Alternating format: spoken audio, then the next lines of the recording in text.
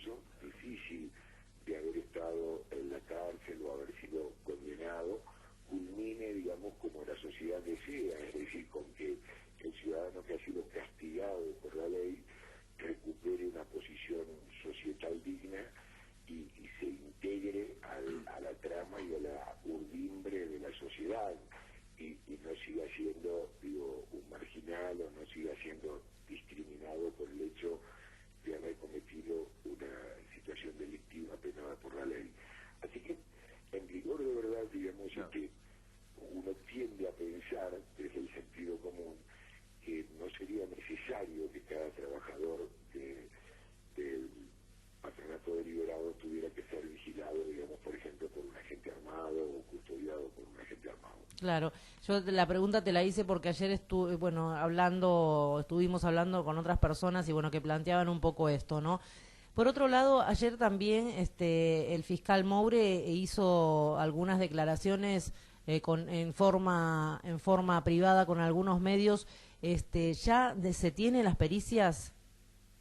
Mira, todo indica que Foucault trabaja sobre la hipótesis de un caso que podría caracterizarse, digamos, como de violencia, violación y asesinato, y probablemente con el agravante de algún robo. Esto está todavía en la consideración de las eh, hipótesis fiscales, es decir, creo que trabajan sobre una hipótesis firme. También trascendió en forma extraoficial que habría, digamos, al menos uno o dos sospechosos. A mí lo que me preocupa, y vuelvo a reiterarlo porque me parece que es un hecho que ha sucedido, y me acuerdo del caso de Argentina Fernández, la anciana abusada y asesinada, digamos, en la zona, me acuerdo de Natalia, y tiendo a pensar que, obviamente, digamos, siendo un problema profundo, se está reiterando con una peligrosa frecuencia esto del ataque a mujeres, y creo que vamos a tener que trabajar societalmente en el asunto.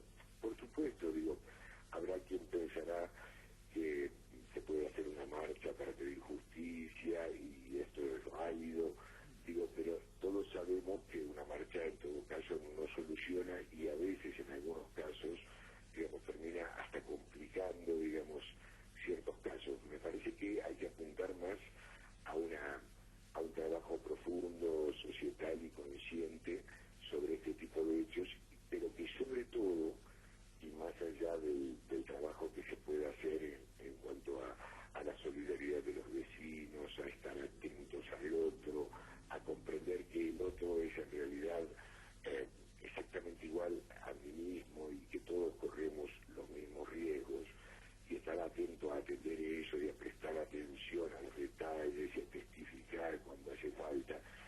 Yo creo que fundamentalmente este tipo de temas, que probablemente y desafortunadamente sigan reiterándose, es porque la mentalidad de los asesinos y violadores es bastante particular y reincidente.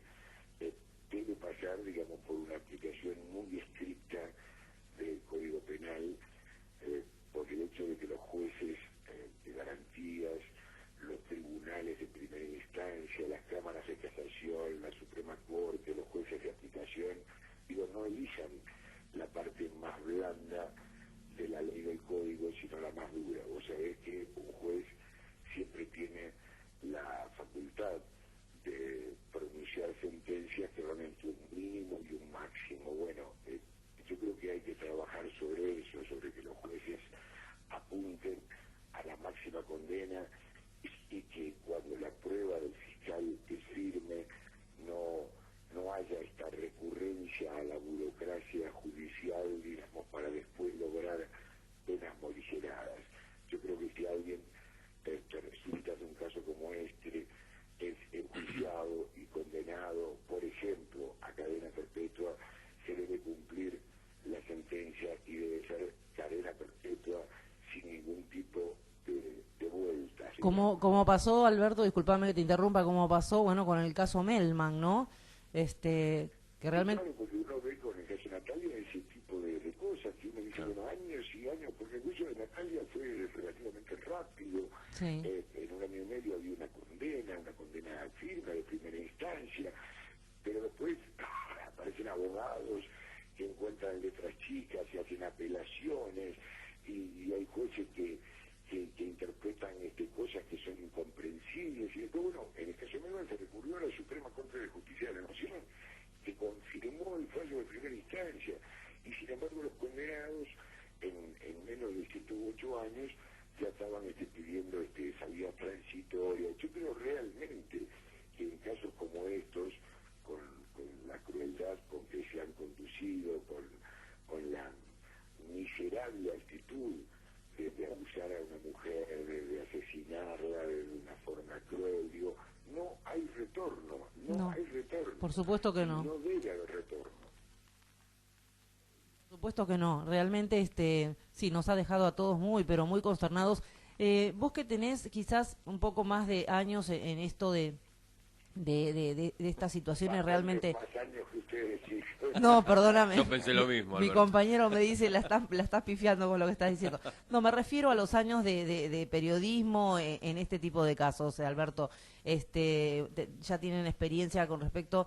en este caso, en estos casos, ¿no? Donde hay violaciones y donde hay este tipo de asesinatos horrendos, ¿las pruebas están más a la vista? Por ejemplo, en el caso de violación hay exámenes, las pericias se hacen rápidamente y es mucho más fácil dar de pronto con los culpables.